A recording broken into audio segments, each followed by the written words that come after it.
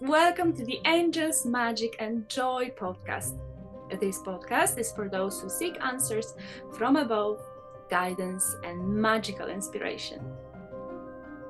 Immerse yourself in the realms of magic, angels, fairies, unicorns, dragons, and so much more.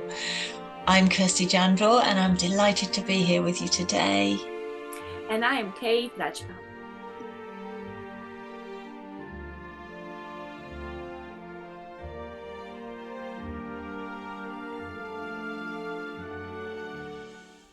Hello. Welcome back, loves. Welcome to today's episode of the Angels, Magic and Joy podcast. And Kate and I are super excited today because we're joined by a very special guest. His name is Hallie Lifson. Hallie, welcome. Thank you so much for joining us today, my love. Oh, thank you, Kirsty. Thank you, both of you. This is really special. I have been looking forward to this for weeks after spending time with Kirsty in Glastonbury.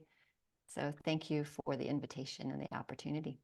Oh, thank you. Yes, it was so, before we got on air, we were just talking about our experiences in Glastonbury with the sacred oils, which was so beautiful. So thank you, my love, as well. And today we are excited because we're going to dive into the topic of Tantra and maybe talk about demystifying it a little bit. But before we dive in, Hallie, could you perhaps just introduce yourself to those in our audience that are not aware of you? Could you expand a little bit on the magical gifts that you're bringing into the world at this time, please, love? Sure. I would have to say that my gift is really loving myself in service to the awakening of others. So what that means to me is following my bliss, following what is lighting me up, following my curiosity, following my love of learning, and then bringing back all of the good, juicy gifts from all of my explorations, and then transmitting them in very small, intimate groups. So yeah, you're not going to find me with 250 people on my Zoom. This is going to be, and that's very conscious. The containers that I create are very intimate and usually no more than like 13 women at a time. So I guide the Magdalene Mystery Temple, and we start every October and we end in April. So it's a little bit like following the myth of Inanna, right? That we're going down into the darkness of the year together. And if you remember anything about that myth, remember she tells her sisters, like, hey, if I'm not back in 3 days, like, come find me.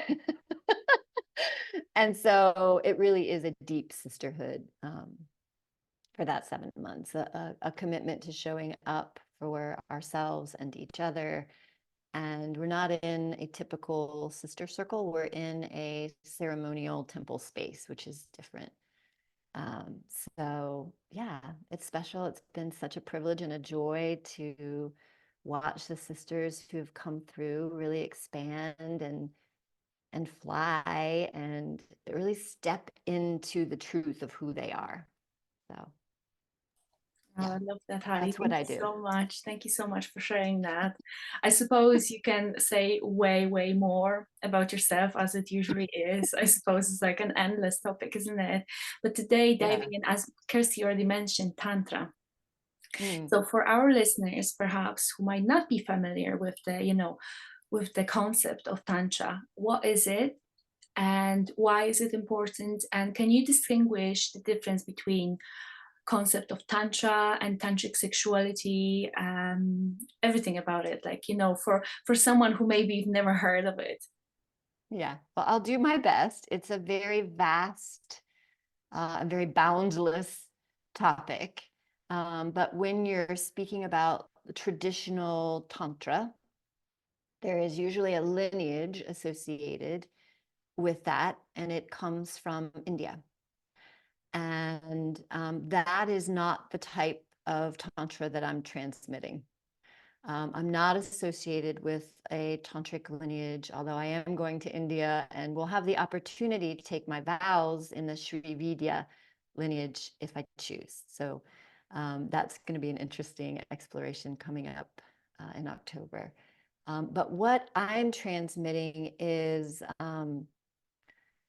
using very consciously our Kundalini energy. So when we are in sexual union, or even with yourself, when you're self-pleasuring, learning how to pull that energy up through each of the chakras very consciously, using breath, sound, movement, so that you can bring the energy up into the pineal gland and have an experience of your essence, of your true, blissful, perfect state. So it is a consciousness exploration, and I'm drawn to it because, not out of any kind of like rebellious, like, oh, I want to, do something that's taboo, but more of it's just who I am. Like I can't not. So that's why I find myself, I've been tiptoeing around it for a few years in the temple. And, obviously we're working with Kundalini energy in the temple because we're going through each of the chakras for 7 months. So we've laid the groundwork, if you will, for the next step. So Kundalini and Tantra really do dance together, because once you are tapped in to your Kundalini energy, this is like the next frontier. And the way that I think about it is really bringing it into your everyday experience and allowing that awareness to let whatever is be the portal for your expansion. So that's what we're doing is I'm not a guru, right? Everybody in our circle is learning how to tap into their own inner guru. It's one of the reasons why I'm a little bit hesitant to align with the tantric lineage, because I'm sure you've all seen in the news what happens when you have that sort of hierarchical religious structure in place. And so I'm literally not the person who is here to even perpetuate that. Like I'm the person who is here to go and find all of the gems and bring them back and then transmit them in my own unique way. And if that resonates with you and you resonate with me, then that's awesome. And if you want something that's more like the traditional path, I bow to you. And this is something different. So. Oh, thank you, Hallie. That's so beautifully expounded on. And yeah, it can be such a misunderstood and misaligned term and concept. So that just brings that beautiful clarity to it. And your passion for bringing that to be an accessible entrance point, really, for people who are willing to explore. And as you say, it's an exploration in consciousness, which is so beautiful. So thank you. You're welcome. Yeah, I don't think it is a path to enlightenment. It is a path to enlightenment. And it's one that has been hidden and not talked about for obvious reasons. But for the past few thousand years, anything to do with the body has been so shamed and denigrated that we have in our DNA like an abject fear of this exploration. And so my goal is to really create the most safe space, sacred space to explore together. And so, yeah. And it's not, there's no one right way or wrong way of doing it. It is an individual exploration, but we are together doing it. So we're like going within together and then sharing what we find. And the idea is after the 7 months, you'll have some new practices likely that work for you. You will have rituals that have become a part of your everyday reality in the world of form that really help you show up as your most authentic, sensual, powerful self, and also that really help you deepen within your relationships. Because, like I said, Tantra helps you be with what is and not try and control it or change it, but to be with it. And through this awareness and this loving presence, really through the heart, everything is transformed. So when we tap into the energy that's inherent in sexual union, you're bringing that much more potency into your system that we've been, cut off from very purposely, I believe. Right? I mean, Kirsty, you and I know, because we're in the priestess lineage, that, the priestesses were the first to go when the church came in, because we were the ones that were really tapped into our Shakti energy. And, people came from hundreds and thousands of miles to be with the oracles, to have an experience of their own divinity. And that was way too powerful. So we had to get cut off, shamed from our natural intuitive gifts. And so that's really what we're remembering, is that we are all mystics. Truly, if you're a woman, you are a mystical being. And so, like, creating the safety to go back in and remember how magical we are. And then once we remember that, really consciously learning how to move the energy up, really for the betterment of all beings. Because when each of us are in right relationship with ourselves that way, and we're in our pleasure and we're in our power, and then we bring that into our unions, like with our spouses, our fathers, husbands, that is the way that we change the world of form, is to have us in that divine union and working with that spiritual energy to manifest a more beautiful world of form. So that's why I'm doing what I'm doing, just to create a better world of form, a more beautiful world of form. Is there any better reason to do anything, really? Is my next question. No, it's not.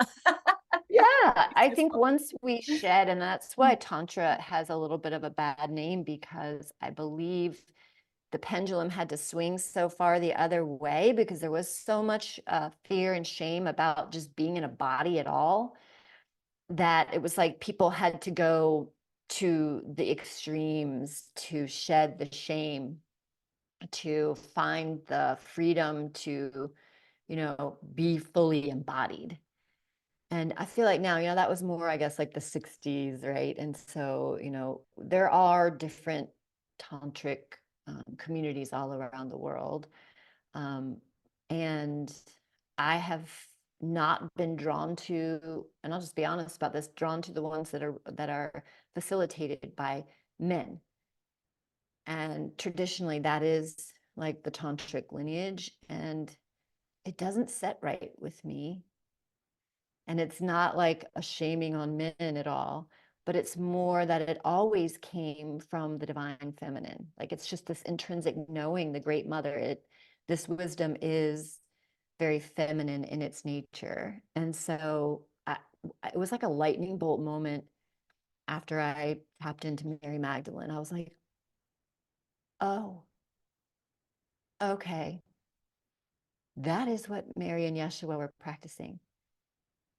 Yes, they were practicing Tantra together because they were both highly, highly trained spiritual adepts. And so I first tapped into it when I read, it was Tom Kenyon's, it was a channeled book. I think it's called The Magdalene Manuscript. Yeah, I read it a few years ago, and I was like, Roman, my husband, I was like, we need to do these exercises. So that's what really started us off a couple years ago, was the Magdalene Manuscript. And it's just been a fun treasure hunt ever since. Oh, again, so beautiful to hear you talk at the different layers of it, the different aspects of yeah, that it's such, as you say, it's such a vast subject, and you've managed to sort of simplify it and clarify it, but bring that sort of that that quintessence to it, that beautiful transmission of what it means. And as you were talking, Hallie, a couple of words popped into my mind, and one you mentioned, of course, Shakti, and which is, you know, the creative life force energy that we all hold within us, but which is defined in terms of being the feminine energy. We will obviously have masculine and feminine energies within us. And as you were talking, and talking about you know, the individuals remembering their sovereignty and their magnificence and their divinity, whilst we're witnessing, and we have been witnessing really for the past 5 or 6 years, most intensely, the rise of the divine feminine. And it's sort of no coincidence, is it really, that these beautiful teachings have become available to us, and available to individuals, so that they can become empowered for the betterment of themselves, but yes, for you know, society as a whole, as we totter along, skip happily towards the new earth. So I just think there's so many beautiful synchronicities in what you were saying there, so thank you. There is. And I think the practice in and of itself, like all spiritual practices, help us be in the now. And so as we are creating the new earth, that's really what's required of us to midwife it, right? We're not as in control as we'd like to think that we are. It really is like birth. And we are in a transition period. And I worked as a doula for many years. And I also had natural births with my own children. So I use that metaphor a lot, just because it's so visceral for me. But yeah, that transition, I remember just for my own, I had an ecstatic birth with my first child. I just got lucky and had wonderful midwives, and they let me just sit with my breath, and I connected to my baby. And when it was time to go in, when I hit the transition phase, I was like, I'm ready for my epidural now. I'm ready. And they were like, oh, sis, you're way past that. And so, yeah, so my baby was birthed, and it was a cosmic orgasm. I just had no idea that that was even possible. So that's another, like you ask, like what moments in your life were big. That was a big Shakti pot where I was like, oh, wait, this my cervix is a cosmic portal. And I just birthed the soul through my body. And it was the most empowering thing I have ever experienced. And it prepared me for motherhood. The entire process. We're so perfectly designed. And I think remembering that is unusual today, because we're not taught that we're perfectly designed. We have, like, you know, I don't know, doctors taking out our organs on the regular, and like going in and plucking at our cervix like it has no nerve endings. Let me assure you, I'm an occupational therapist, so I dissected the whole body. It's a massive nerve complex that goes down into the cervix. So yeah, so it is a remembering, because women have not been able to be healers and guides and priestesses. And now finally we're safe again. So that safety we're creating within these communities, because we're all still a little hesitant, because it's just at the beginning of this remembrance. So it's really important what you're doing, your podcast, you know, creating that level of safety so that we can all step into our gifts, and be supported and witnessed in those gifts and have them honored, as opposed to, you know, somebody saying, well, that's a bunch of woo-woo nonsense. I think we're all remembering that the woo-woo nonsense was the indigenous wisdom. It was the spiritual wisdom. It was the healers. It was the ones that saw beyond the veil. And I think we're all remembering how important that is in creating this new world. So So yay team. We're doing it.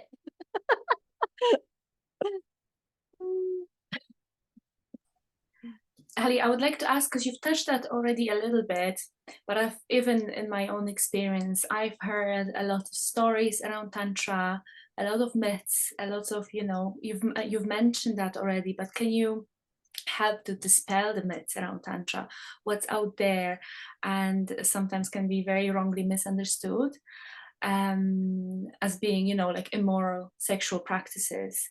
Could you talk a bit more about that topic? Yeah, I mean, I think I touched on it a little bit, but I think the amoral sort of lensing on it comes from us being so denigrated and shamed just for even being in a body. Like we weren't even able to say the names of our anatomy. There was so much shame around it. I mean, that's the level that it got to. So I think some people, like the pendulum swung so far, I guess in the 60s, and then you had, hey, I love me some Osho, okay? Like I would have been probably dressed in pink and out in Oregon if I had been alive at that time. But you can see where that system went wrong. It's because, he's human and imperfect. And so I think we're figuring out a new way of transmitting this wisdom that is like synarchy, which most of us don't even know what that word means, but it means like there is no one above any other person. There may be like in my case, the priestess who's trained to hold the frequency of a space, but it's clear at the outset, and it's one of the 5 sacred agreements, that I am not above you. I'm not below you, or the leader isn't, any more necessarily even wise. We have just had a specific training to hold the frequency and give a specific transmission. So I think what's been missing is that synarchy within Tantra. And it's been much more of like that guru hierarchical structure. And I think, to get things done in the world, often you need to have, leaders. And that's been the more patriarchal way of getting stuff done. So we're really remembering what synarchy is. And that's what I'm most interested in, is that how can we as priestesses transmit this wisdom in a way where it's very clear that I'm not above anyone. And we don't even know what that feels like, looks like, smells like. So we're remembering it together. Because even when I started doing the temples, I had some people like, what? She's doing some weird cult thing. Do you know what I mean? Like that's our only reference point, is that hierarchical kind of structure like a church. And that's not what early Christianity was either. Early Christianity was like small circles of people, men and women, who would then take turns being the officiant, right? The one who held the sacred space. So yeah, that's what I'm interested in. I'm not interested in, I'm not interested in going to Ista. Do you know what I mean? Like that doesn't appeal to me. What does appeal to me is, what do these practices look like, either by yourself as an exploration of your divinity, or within divine union, and really learning how to take those 4 energy streams of the Ida, the Pingala, and learn how to bring them up for manifestation purposes, really. Because once you learn how to do it as an adept, you can begin to use it to have visionary, like psychedelic experiences come through. So it's just endlessly fascinating.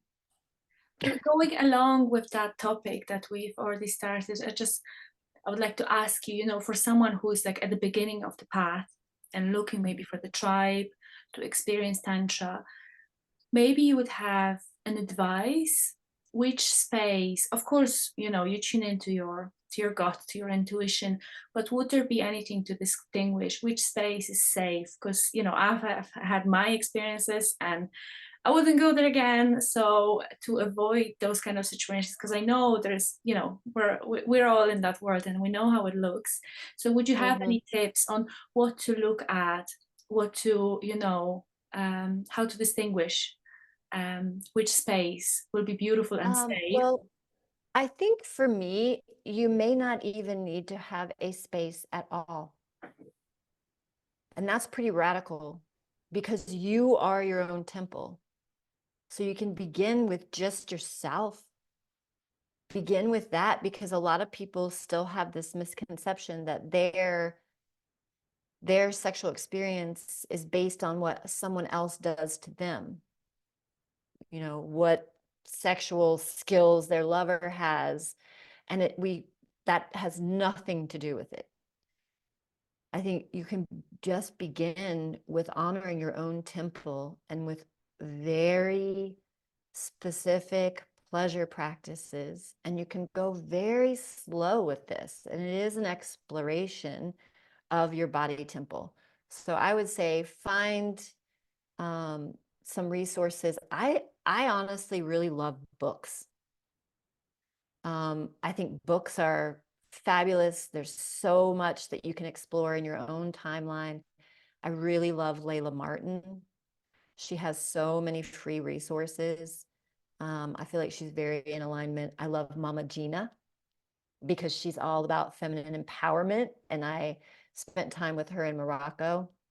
She's really great specifically with like learning how to empty your feminine cup, like letting your emotions run through your system and not being afraid of fully feeling. Because if you're afraid of fully feeling your ecstasy, your anger, your bliss, it's going to be hard for you to pull that energy up consciously and work with it and move it. So just starting with learning how to empty your own feminine cup, so that you can be in empty presence and then begin to consciously move the energy. And I don't think there's any one wrong or right way. Like you said, you start to tune into the fact that you don't need a pendulum to tell you yes or no. Your body is the pendulum. So you can, you know, just for me, I process out loud. So sometimes I'll say something out loud and then I'll be like, oh, nope, that's not true. That's not it. Do you know what I mean? So you can be like, have you ever done this exercise where you, like you say, my name is Susan, and then you feel what that feels in your body, and then you say, my name is Hallie, and you feel what that feels in your body. So you can ask yourself the question, even if you process this way. And if something doesn't feel right, that's not it. Like it needs to be a hell yes, whatever it is you're looking to do. So, and hopefully there'll be more practitioners. I think Layla's trained like 1800. She's been doing this for, I think, 10 years. So there's more and more, and there's more priestesses in the Priestess Presence community through the 13 Moon Mystery School who are beginning to tap in. That's what happened to me. I didn't think I was going to be transmitting any kind of Tantra wisdom. I had no idea. But when I started in Kalila's temple guide training and kept up with the Rosa Mystica, the anointing, and then did my own, I was like, oh, no, sis, heads up, you're here to transmit this wisdom. So it was a shock to me, but yeah, so yeah, it's time to be the truth of who we are and to stop denying this whole wonderful, beautiful aspect of ourselves, so that we can, we can create more beauty in the world, more empowered humans, more loving humans, which is really going to make families work better, communities run from a more loving place. And I feel like it just makes sense to start there.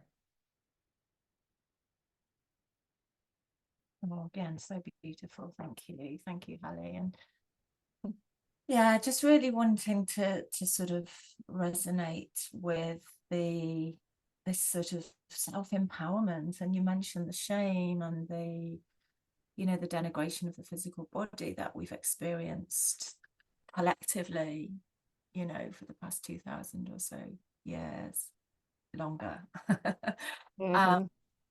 And just I feel any practices that allow us to bring in, firstly, the acceptance of ourselves as humanly divine, and as you say, in a physical body, but then beyond that, to extend that to self-love, gives us that ability not only to be in alignment with our soul's expression, but then also, as you say, to spread love, peace, unity, you know, and that is, to me, that's just the most powerful message that is present in our world today, really, to take that responsibility for acting from the heart and from that place of self-love.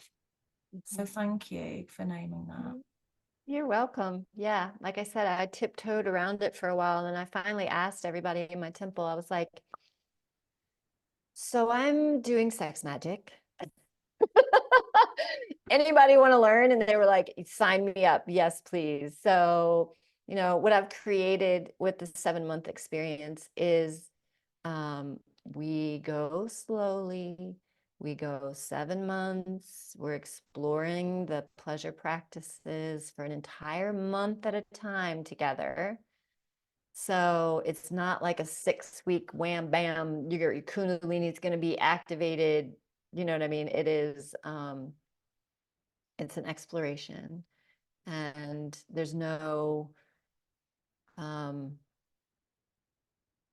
specific outcome.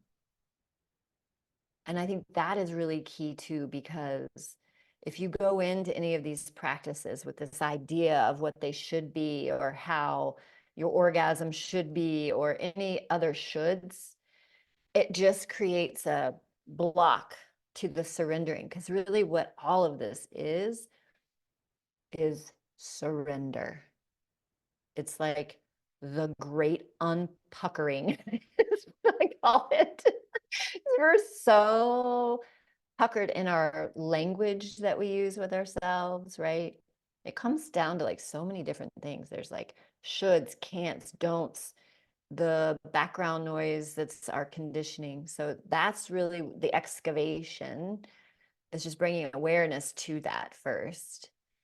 And then the slow, like, excavation in each chakra together over time. Like, what is serving me here? What isn't serving here? What is even here? So, yeah, we are not tiptoeing around. We're starting at the root, which is the cervix. So that's where we start. Month 1 is just getting in touch with our cervix. Where is it? How is it designed? Like the science of it. And then how can I, so I'm trained in myofascial release. How can I explore it and see where it's tight? Where am I holding? Can I stay in this spot with my breath? It's like yoga, and release and surrender whatever's being held there, right? So, so I would say go to my Instagram page and check out the books that I love, because I've put all of the books that I use in there. So the books, that's a great place to start. Or, I mean, this is like shameless plug, come to temple. Come to temple and explore in a safe container with, you know, if this matters to you. I am a trained healthcare professional. So I practice under a license, under the Board of Medicine, for whatever, you know, that even means. But if that's important to you, I do have that. So not that it's necessary, but yeah, just find someone that is a hell yes to explore with. And if you don't feel safe, if it's not a hell yes, it's a hell no. That would be my transmission on that. Wise advice. And again, that checking in, you know, we all have the answers, don't we, within us? We've just been so conditioned not to recognize that wisdom. So to be able to unveil that wisdom and check in is beautiful. But we will also put your details in the show notes. So yeah, absolutely. And I know you create such a beautiful safe space. So thank you. No, thank you for the opportunity to talk about it. Any other threads out there we want to weave together? Well, there's a thread that Kate and I are quite passionate about, and I know you are too, Hallie, and that's the thread of joy and the role that joy plays, especially in our current times. As you say, you like, I love that analogy of, you know, that period of transition in childbirth. It feels absolutely as though we are in that transition between the old paradigms and creating the new earth and all the beautiful community and unity in that. So what does joy mean for you, Hallie? What role does that have for you in your life, and what role do you see that playing out in a more collective sense, I guess, if you wouldn't mind answering that, please. I think well, I'm here for ecstasy. Like, let's just be clear. Like, I know that. So my desire is for everyone to know that that's what we signed up for. It is the agony and the ecstasy. Like, we signed up to come down into the body to have this full experience of duality, of the and the all of it. And what Tantra does is it gives you a way to tap into the non-duality while you're experiencing the duality. Does that make sense? So learning how to tap into your natural, ecstatic, blissful state is really what Tantra is. Your unending, joyful, perfectly whole, perfectly complete essence.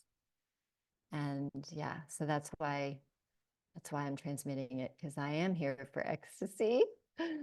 And yeah, so I hope that answers your question. I wonder. Sometimes I start talking and I'm like, what was I even No, because I saying? wonder, because that pulls me to another thing. I wonder, what's the connection between joy, ecstasy, and the sexual energy? Is it in the same basket? How would you, make a picture of it? Because I feel like it's so connected, almost the same. Yeah, I think it comes down to freedom. It comes down to being fully embodied in whatever is in the moment, right? So if you are spending your life running away from the things that are scary, dark, unpleasant, then it diminishes your capacity to be with the pleasure and the joy. And we've only been taught to do the things that are pleasurable, that are, from the heart chakra up. And so now it really requires like courage to go in and feel all of it, right? Go into the dark depths, feel the anger, feel the anguish, feel the frustration, feel it all, so that you can have it run through the system and release. And we've been afraid to do that because it looks weird, it's witchy, it's, we all have the witch wound, it's I don't know, like crazy even, so these safe spaces, the sacred spaces, are really important because it gives you permission to feel it all and release it.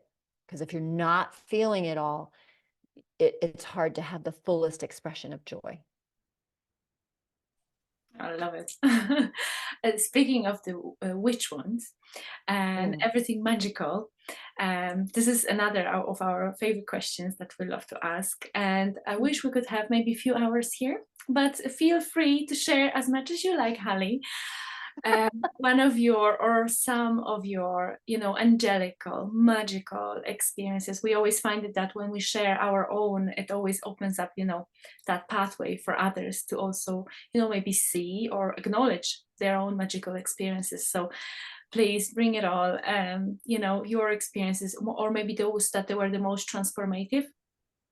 you know, Wow. something, you know, whatever comes to you right now that you would like to Yeah, share. I'm like, whoa, that's so many. Well, it started at 15. Let's just get real. It started at 15. My grandmother lived across the street from the Edgar Cayce Psychic Research Center.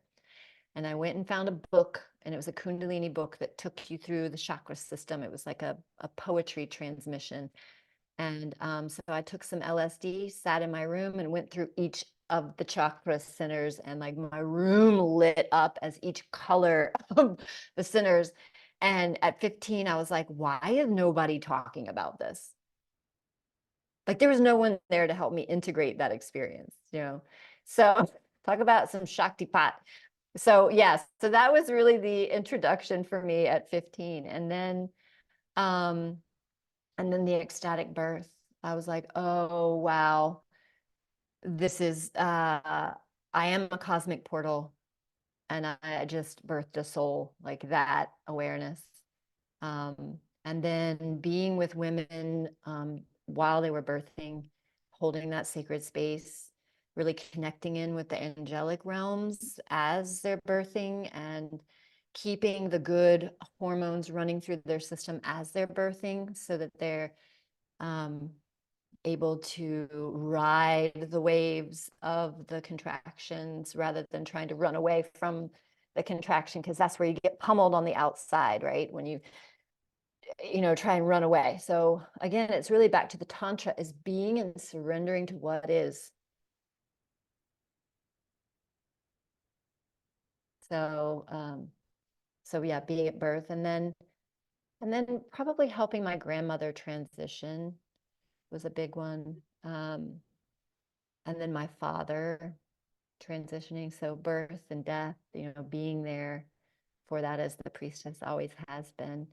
And then I think anointing, really, what I've learned in the Rosa Mystica Mystery School with Kirsty is my favorite way to pray. It just, like Diana says, it's the kiss of spirit on the body. I'm a little bit of a air and fire sign, and also earth. I'm like definitely tridoshic. I like to have a physical representation of the prayer. Like I love Kundalini because I'm moving with it. I don't have to sit still like a man in a cave. I get to move, I get to breathe, I get to dance, I get to smell. Like I enjoy being fully embodied and being a permission slip for others to be fully embodied. And sometimes it scares people when I'm like, oh, you want to be fully embodied? We're going to the root. We're going all the way down into the chakra system. So yeah, I'm here to dive deep. Yeah. Oh, Hallie, you really, I'm not going to use the word should, but I would love to read a book that you wrote. Oh, I know. I'm the worst. Astara keeps trying to get me to write a book. And I'm like, I am going to write in the Magdalene edition that she's doing. So I'll start with that. And I do have a book in me, but I'm so busy traveling and, but yes, Kirsty, thank you for that reminder. One day, take out the one day, I will write a book. You heard it. There you are. It's been let out into the ethers, into the universe. It's on its way. Oh, thank you for calling me out, Kirsty. Thank you. No, thank you. So delightful. Oh, thank you for Thank sharing. you, guys.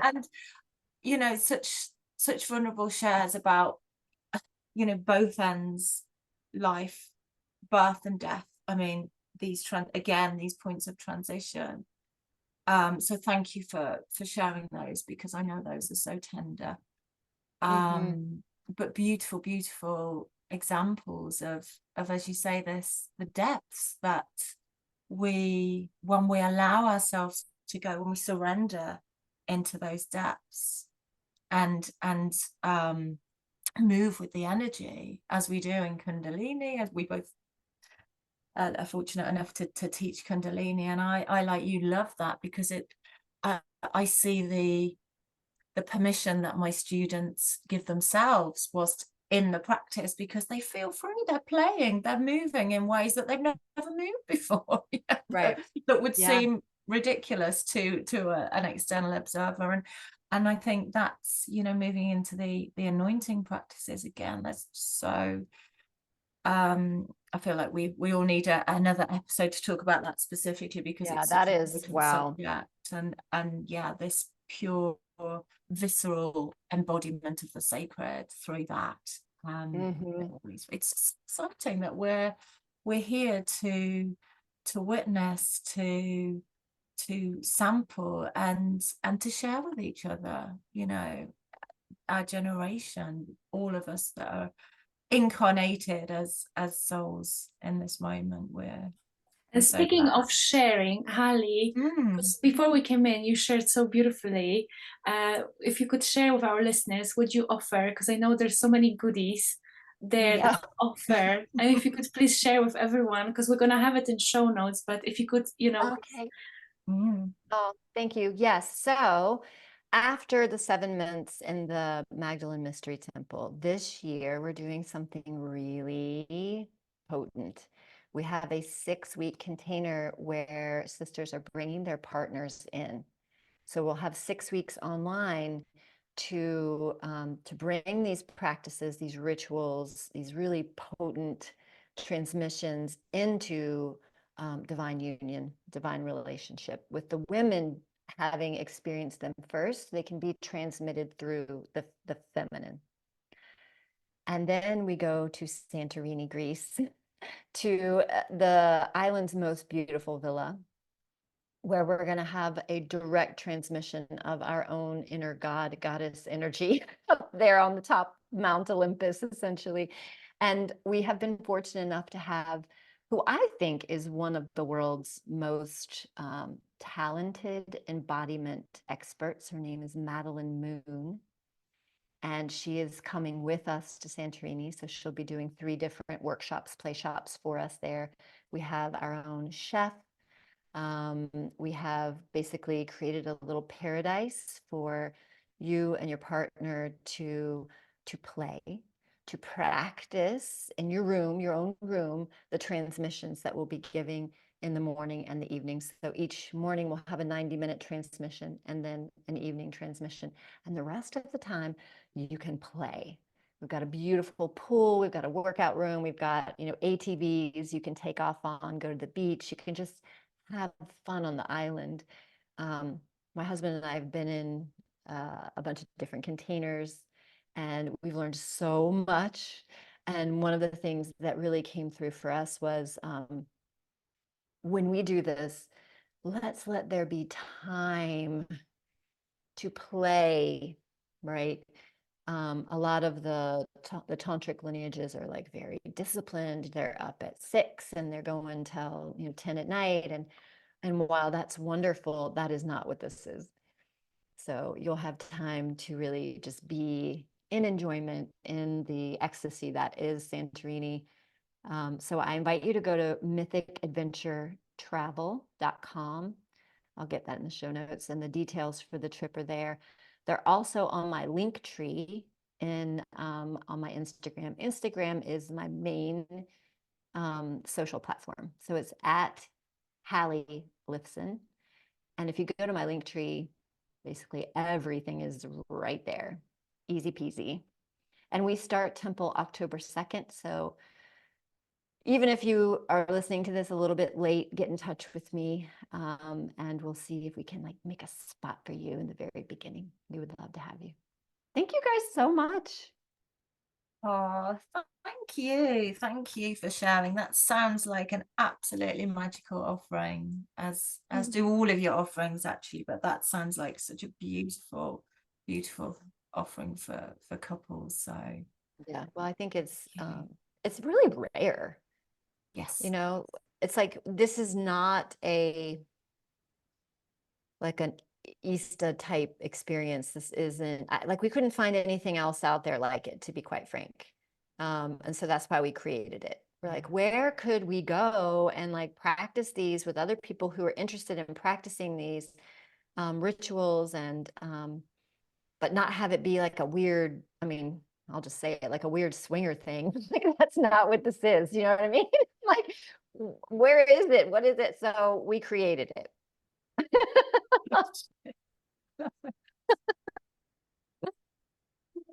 A safe, beautiful, fun space. Yeah. Sounds gorgeous. Yeah. I know. I hope you come, Kirsty. Oh, thank you for the invite. Oh, and we're just so thrilled to have you on. Thank you so much. It's just, yeah, you're such a wise and joyous soul. It's been lovely to have just a tiny snippet of your wisdom and your joy on today. Oh, Kirsty, thank you so much, sister. So much love to both of you. I'm so happy that you're doing this, and may this be for the betterment of all sentient beings. Thank you so much. Thank you so much for today. Thank you.